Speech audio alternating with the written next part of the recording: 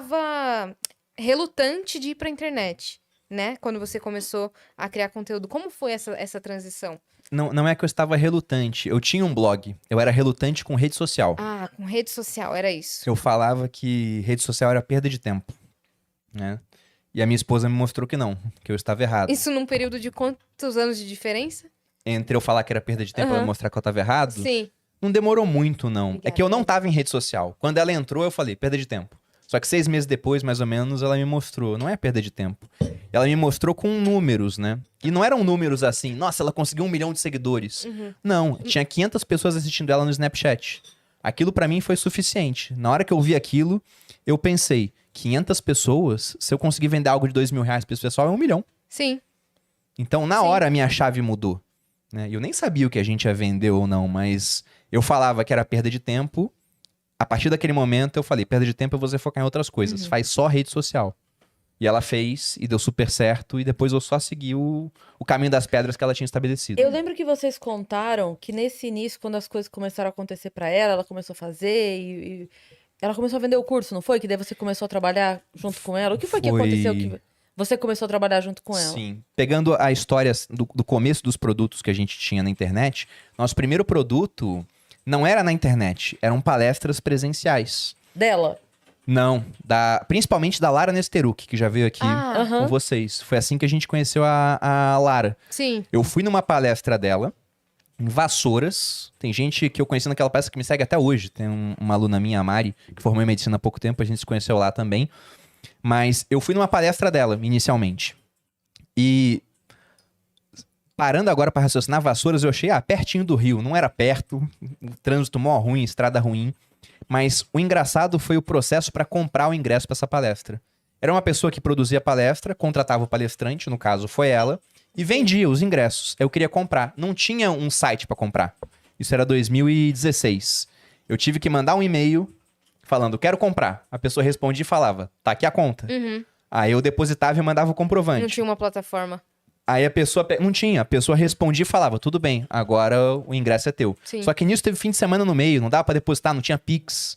Então demorou uns 3 dias o processo todo.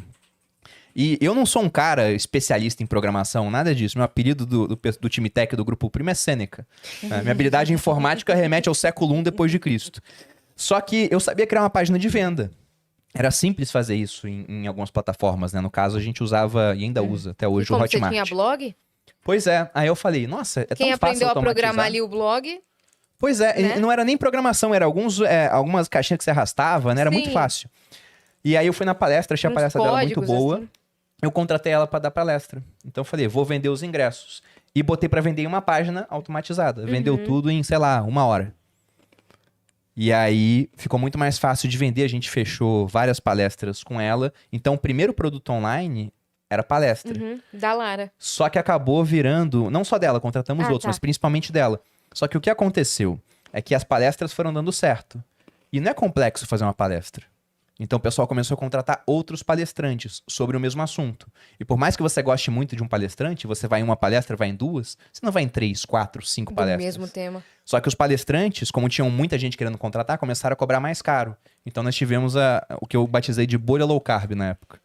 Palestrantes cada vez mais caros, palestras vendendo cada vez menos. Eu falei, temos que sair desse negócio, não tá dando certo. Algumas palestras deram muito certo, outras deram prejuízo, anulava o ganho que a gente tinha em uma. Sim. E num negócio do simples, não sei se o pessoal sabe aqui, mas tem aquele ditado, né? Ah, eu queria pagar muito imposto, porque se eu tô pagando muito imposto é que eu tô ganhando muito dinheiro. Se você é um investidor, sim. Se você é um empreendedor, nem sempre. Porque se eu gastei 100 mil pra fazer a palestra e eu ganhei 100 mil, eu vou ter que pagar imposto sobre os 100 mil que eu ganhei, mesmo que o meu lucro seja zero. É. E tava Ou seja, acontecendo isso em algumas situações. Eu falei, cansei de palestra, vamos vender curso online. Pega essa palestra e dá online. E eu até falei com a Lara sobre isso. Ela falou, tá bom, vamos fazer. Só que eu só consigo gravar no final do ano. Eu falei, beleza. Então até lá eu vou fazer outra coisa. Aí cheguei pra Malu e falei, vamos lançar o teu curso então dela. Eu não quero lançar nada. E a Malu, né, a gente falou de signo aqui. Eu sou leão com ascendente em Libra. Ela é Áries com ascendente em Satã e Lua em Capeta. Entendeu? Então é um mapa astral muito característico. E se ela botou que não ia fazer, ela não ia fazer. Eu falei, tá bom. Ela não quer fazer, vou fazer o meu. Só que eu não tinha audiência. Eu não Sim. tinha nada naquela época de Naquele rede social. momento, ela que tinha. Ela tinha. Ela já tinha 100 mil seguidores no Instagram e até um pouco mais do que isso no YouTube. Uhum. Então eu falei, vou criar um curso meu. E aí eu até falei com um cara que tinha lançado um curso de uma amiga minha, de uma nutricionista, da Nanda Miller. E falei com esse cara assim, falei, ó, tô querendo lançar um curso. Você trabalharia comigo? Né? Ele falou, eu tenho 2 regimes de trabalho. Ou eu viro teu sócio nesse produto, 50-50, ou você paga 10 mil e eu faço pra você algumas coisas. Eu falei, tá bom. Ele falou, manda suas redes sociais. Eu mandei o que eu tinha, né? Uhum. Minha rede social era um perfil no Instagram chamado Você Mais Rico, onde não tinha eu. Era só frase motivacional ruim. Tipo assim, ó, se sua estrela não brilha, não queira pagar a minha. Gostou? Compartilhe com os amigos. Era algo assim. Era muito ridículo. Acredite, nada vai dar certo. É. Compartilhe. Não, esse ainda é engraçado, né? Sim. Mas não tinha nada. Ele olhou as redes sociais, a primeira coisa que ele falou, você não quer lançar um curso da sua esposa?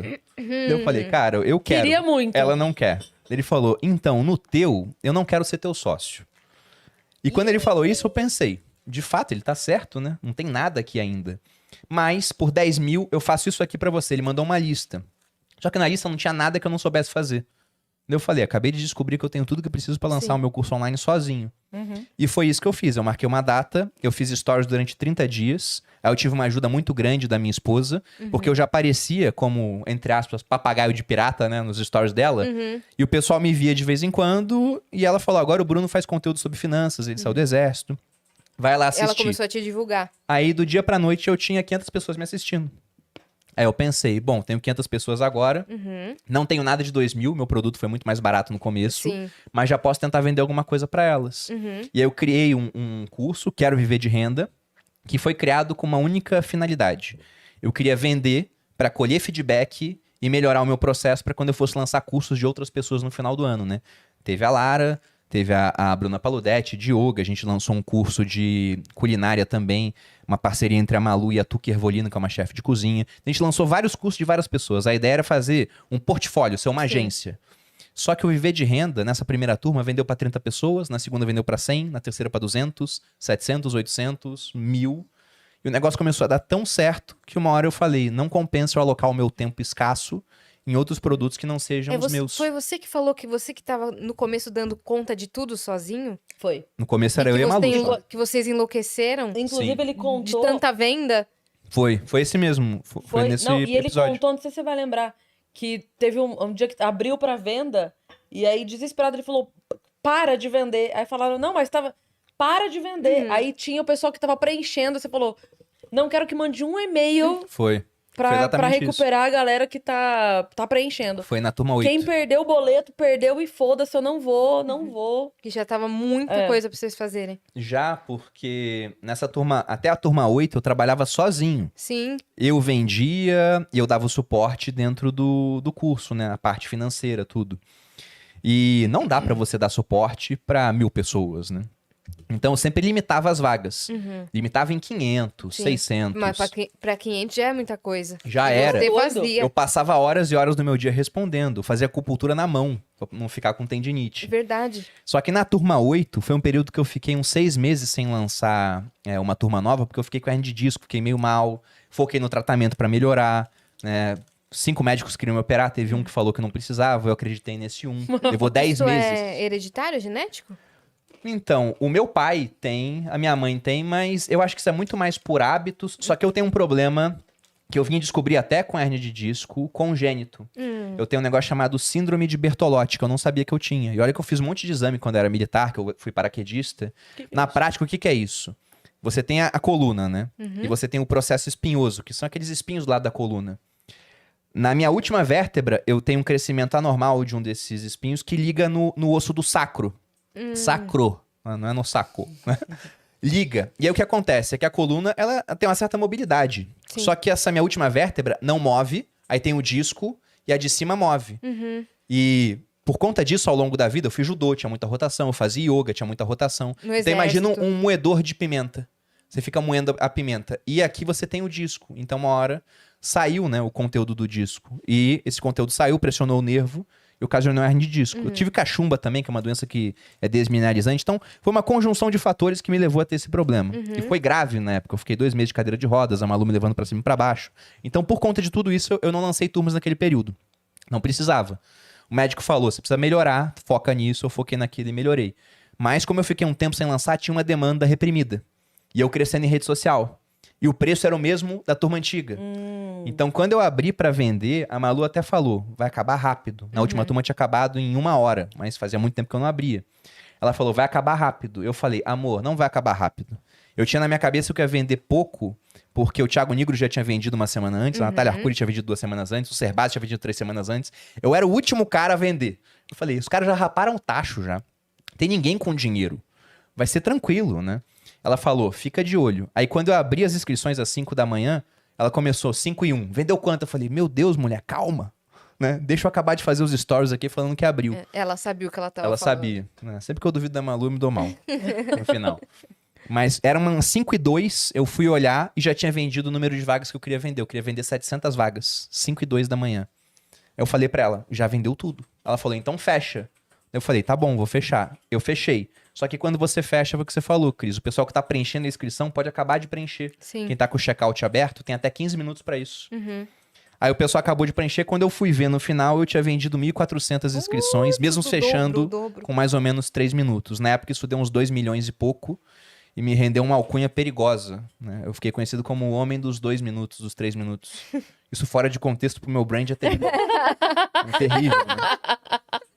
Aí tem que Não é um explicar, bom é marketing slogan. digital. Tá? É marketing digital, foi o lançamento. Finanças, Entendeu? cursos. Exatamente.